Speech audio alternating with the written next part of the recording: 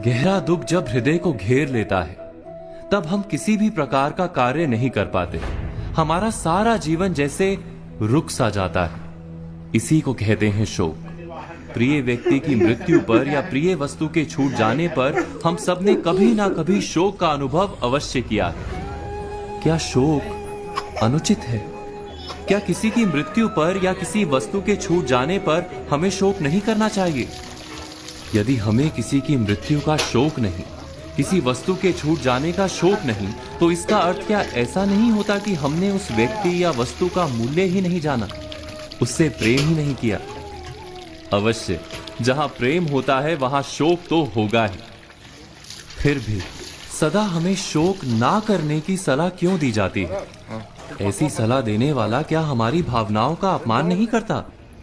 जहां सच्चा प्रेम होता है और उस व्यक्ति या वस्तु से अंतर हो जाता है तो शोक अवश्य होता है, ऐसा हम समझते हैं। हाँ वही सर। किंतु क्या वास्तव में हम शोक और दुख का अंतर जानते हैं?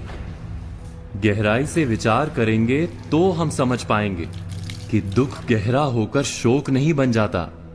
जहां मोह होता है वहां शोक जन्म लेता है। अर्थात जब जब कोई व्यक्ति या वस्तु हमारे सुख का आधार बन जाते हैं तब उसके छूट जाने से शोक उत्पन्न होता है। विचार कीजिए, जब हमारे वृद्ध माता पिता या पितामह इनकी मृत्यु होती है तो क्या हमें गहरा दुख नहीं होता? क्या बार बार उस माँ बाप या दादा दादी का स्मरण नहीं होता? क्या उनके प्रेम का स्मरण करके हम बार बार आंसू नहीं बहाते? अवश्य, बहुत ही गहरा दुख होता है, किंतु हमारा जीवन व्यवहार नहीं रुक जाता। वास्तव में परिवार के वृद्धों के साथ हमें गहरा प्रेम तो होता है, मोह नहीं होता, क्योंकि हृदय जानता है कि वृद्धत्व के बाद मृत्यु निश्चित है। इसीलिए हम शोक से घिर नहीं जाते। दुख और शोक दोनों एक से प्रतीत होने वाले दो शब्द हैं, पर क्या दोनों का जन्म अलग अलग कारणों से नहीं होता? विचार कीजिए, दुख का जन्म प्रेम से होता है और शोक का जन्म मोह से होता है। मोह से भरा मन सत्य नहीं देख सकता, किंतु संसार का तो क्रम है कि देर अबेर सब कुछ छूट जाता है। वस्तु हो या व्यक्ति, निकटता है तो अंतर भी होता है। जब हम ये एक बात समझ लेते हैं तो हम ये भी समझ जाते हैं कि जीवन में दुख स्वाभाविक है, शोक अनुचित है। वास्तव में शोक हमारे अज्ञान का ही दूसरा नाम है। इस पर चिंतन मनन अवश्य कीजिएगा। का पालन करे। इनका कर्तव्य है कि छोटे भाई को अपने बच्चों के समान समझकर उन्हें अच्छी दिशा दें, अच्छी राह दिखाएं, और जो व्यक्ति चले गए हैं उनकी कमी को पूरा करने का प्रयास करें। अब चूंकि इनसे बड़े इनके घर में अगर कोई है तो ये अपना पगड़ी उनको देते हैं, अथवा ये पगड़ी जो है यहाँ से उठकर अपने सिरा पीड़ा जहाँ होता है वहां रख के भगवान से आशीर्वाद मांगते हैं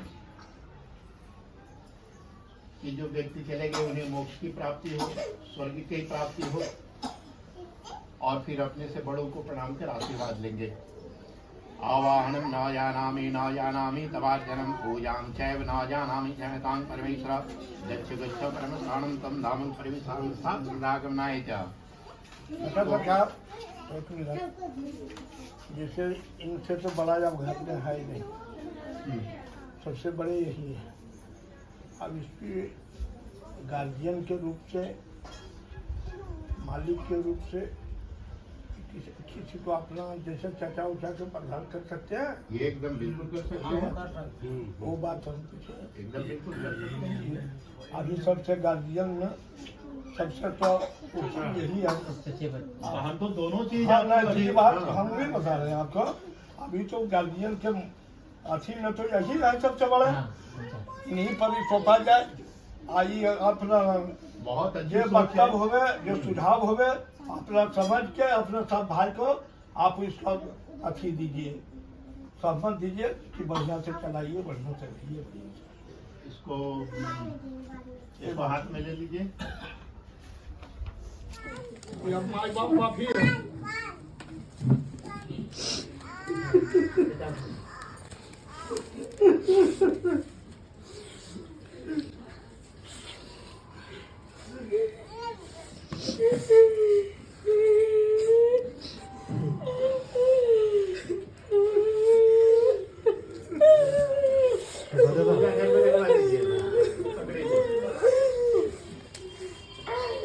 और सबको अपने से बड़ों को प्रणाम करें। पहले वहाँ तेरा पेड़ा में प्रणाम करके और सब बड़ों को प्रणाम कर लीजिए।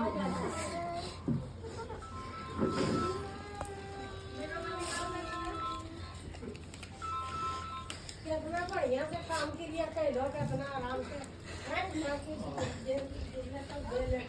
के बाद में मरो ऐसे है थोड़ा आबा है कौन आबा है ना जब तक कोई इतना भी होगा है तब कोई रुक जाना है तो प्रणाम कर आशीर्वाद तो लीजिए। पहले बंद कर दो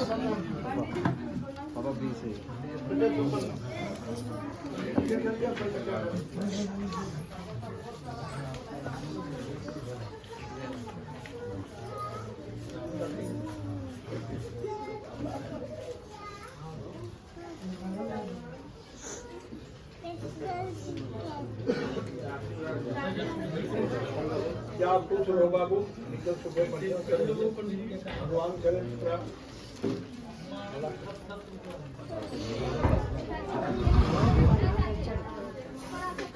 आप इधर आइए ये कैसे देखिए आपका ये गलती हो गया इस पगड़ी के भार हुआ आप सब आप इसको जहाँ पूजा घर में रख लीजिए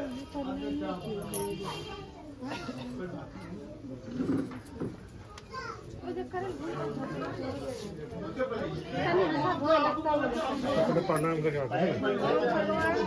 वहाँ कर लीजिए पूजा घर में चला गया, दिया होते नहीं हुआ, थोड़ा सा डेफिनेशन हो गया। ले ले जल्दी तुम ना हमारा जो है ना थोड़ा सा आगे में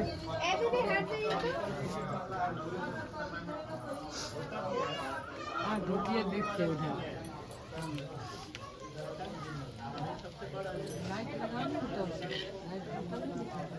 हो गया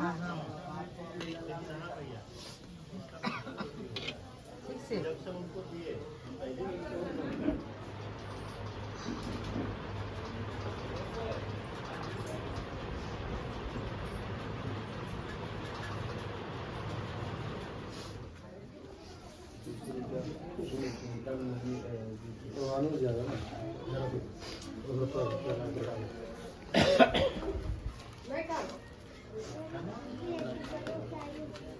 जीतू कहाँ है? जीतू की हाँ जीतू जीतू सबको प्रणाम करो